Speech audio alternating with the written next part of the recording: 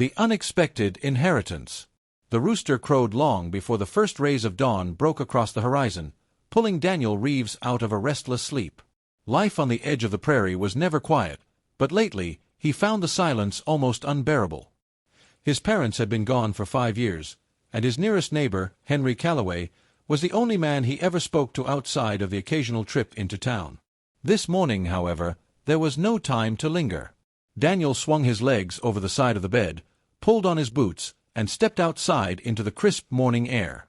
The smell of damp earth filled his lungs. He had just started feeding the horses when he heard it, the sound of hooves, fast and urgent. A rider was approaching. By the time Daniel stepped onto his porch, Sheriff Mallory was already dismounting, his face grim. "Morning, Dan," the sheriff said, removing his hat. "I hate to be the bearer of bad news at this hour, but—" Henry Calloway passed in the night. Daniel froze, the bucket of oats slipping from his hands. "Dead?" he asked, his voice quiet, as though the word itself were too heavy to carry. "Fever took him quick," the sheriff said with a solemn nod. "There was nothing anyone could do. But he left this for you." The sheriff handed him a sealed envelope. The handwriting on the outside was shaky, but unmistakable. Daniel's chest tightened as he broke the seal and read, "Daniel, if you're reading this, I am gone. My biggest fear in leaving this world was not death, but what would become of my 7 daughters. You know them, Claire, Emily, Sarah, Grace, Rose, Lily, and little May. They are good girls, but they are young and this world is harsh to those without a man to protect them. I have no brothers, no uncles, no cousins left alive. I trust no one but you. You're the only man I've ever called a friend. Take care of them, Daniel. Teach them. Guide them. Protect them. They are yours now, not as property, but as family. Henry Calloway." Daniel's hands tightened around the paper. His throat felt dry. 7 daughters. He had seen them before, shy figures in the distance, working the Calloway farm or walking to town. Claire, the eldest, was the only one who had ever spoken to him, offering polite nods or shy smiles. But now they were his responsibility. By late afternoon, Daniel saddled his horse and rode toward the Calloway place. The old house loomed in the distance, its porch sagging slightly, its windows dark. When he arrived, he tied his horse to the fence and hesitated at the door. Inside, the air smelled of grief. The girls were gathered in the sitting room, dressed in black, their faces pale and tear-streaked. Claire stood when she saw him. "Daniel," she said softly, as though speaking his name was a relief. "I got your father's letter," Daniel said quietly. "I came as soon as I could." Claire nodded and glanced at her sisters. Emily, fiery-eyed, clutched Sarah's hand. Grace and Rose huddled together on the sofa, their identical faces solemn. Lily tried to comfort little May, who was still weeping. Claire stepped forward, her chin trembling but her voice steady. "Father said you would come. He said we could trust you." "You can," Daniel said, his voice firm. Claire looked him straight in the eye. "Then hear me, Daniel Reeves. All 7 of us are yours." The words struck him like a blow. Claire's voice didn't waver. "We will do what you ask. We will follow where you lead. Father believed in you, and so do we." For a long moment, Daniel said nothing. 7 pairs of eyes watched him, waiting. Finally, he spoke. "I'll take care of you," he said simply. "All of you. That's a promise." The room seemed to breathe again. Life changed quickly after that day. Daniel moved between the 2 farms, fixing fences, mending the old barn, and teaching the girls how to tend the land. Claire took charge of the kitchen and household, Emily insisted on helping in the fields despite Daniel's protests, and Sarah quietly kept the books and accounts in order. The twins caused more than a little chaos, hiding tools and playing tricks on Daniel, but even their laughter felt like a kind of healing. For a while, it seemed as if they might be able to rebuild. But trouble soon came calling. One evening, as Daniel was stacking hay in the barn, he heard the sound of hooves, too many to be friendly. When he stepped outside, a group of men were already approaching. Their leader, a broad-shouldered man with a scar across his cheek, dismounted first. "Well, well," he said with a mocking grin. "I heard Henry Calloway was dead." Guess that makes all this yours now, Reeves. Daniel's jaw tightened.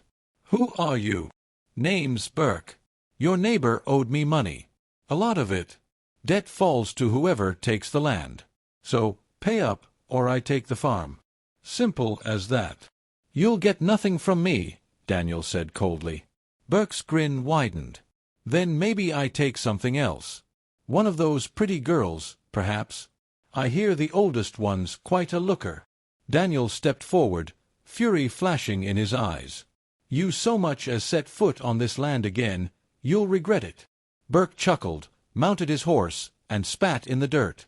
You've got 1 week, Reeves. 1 week to come to your senses. When they rode off, Daniel stood motionless for a long moment, his hands shaking with rage.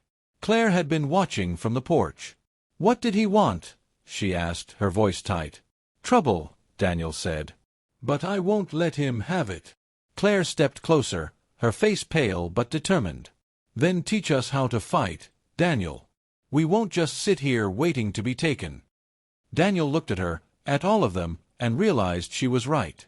All right, he said finally. Tomorrow we start. And with those words, the quiet, grieving house turned into a place of preparation. Blood, sweat, and redemption. The next morning, the Calloway farm was no longer silent. For the first time since Henry's death, the sound of determination echoed through the air, the thud of boots, the crack of rifle fire, and Daniel's steady voice giving commands. Daniel started with the basics. Hold it tight, he told Emily, adjusting her grip on the rifle. If it kicks back too hard, it'll bruise your shoulder. I can handle it, Emily said stubbornly, taking aim at the tin can perched on the fence. She fired. The can flew off, spinning into the dirt. Good, Daniel said with the ghost of a smile. Grace and Rose, the mischievous twins, were busy setting snares near the chicken coop. If Burke's men try sneaking in at night, Grace said, grinning, they'll trip these wires and fall flat on their faces. Or worse, Rose added, clearly pleased with herself. Even quiet Sarah took to practicing with surprising focus. Her hands were steady, her shots precise. Father taught me how to shoot before he passed, she admitted softly when Daniel asked. And little May, though too young to fight, sat nearby, carefully loading bullets under Lily's watchful eye. By evening, everyone was exhausted, but a spark of pride lit the room as they sat around the dinner table. You did good today, Daniel said, breaking the silence. Better than I expected. Claire, seated across from him, gave a small nod. We have to be ready. If Burke comes back. He will, Daniel interrupted. Men like him don't forget. There was a heavy pause, then Claire spoke again, her voice steady. Then we'll fight with you. Daniel looked at her for a long moment.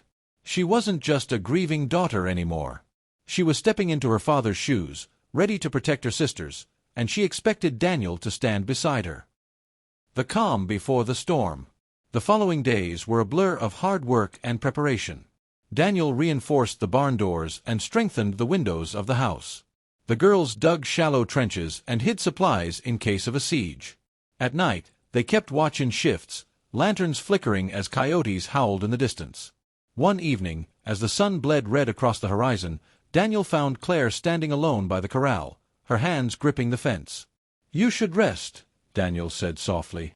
Claire shook her head. I can't. Every time I close my eyes, I see Burke's face. I hear his voice. He won't stop until he has what he wants. Daniel stepped closer. He won't get anything, not the land, not this family. Not while I'm still breathing. Claire turned to face him, her blue eyes shining with something fierce. You've done so much already, Daniel. You could have walked away, but you stayed. Why? Daniel hesitated, then answered honestly. Because Henry trusted me. Because you needed me. And because, he looked away briefly, I didn't realize how empty my life was until you all filled it. For a moment, the only sound was the wind. Then Claire placed her hand gently over his. You're not just protecting us anymore, she said quietly. You're part of us. Daniel said nothing, but something in his chest tightened. He knew she was right. The attack. The morning of the 7th day arrived with an eerie stillness. Birds didn't sing. The air felt heavy, as though the land itself was holding its breath. Then came the sound, hoofbeats in the distance, growing louder, closer. "They're here," Emily said grimly, loading her rifle. Daniel took his position on the porch, rifle in hand. The girls stood behind him in a line, their faces pale but resolute. Burke rode into view, flanked by 6 armed men. He reined in his horse just beyond the fence and smirked. "Well, Reeves," he called, "have you come to your senses? Or do we have to settle this the hard way?" Daniel's voice was calm, deadly calm. "Turn around, Burke. You're not welcome here." Burke laughed. "Boys," he said, motioning with his hand. The men dismounted, weapons drawn. "Fire if you have to," Daniel whispered to the girls. The first shot came from Emily, a clean, warning shot that hit the dirt inches from Burke's horse. The animal reared, throwing Burke off balance. "Damn you!" Burke shouted. "Take the house." The fight was chaos. Shots rang out, wood splintered, horses screamed. The twins' traps worked perfectly. 2 of Burke's men were thrown to the ground and disarmed before they could reach the porch. Daniel fought like a man possessed, his rifle cracking again and again.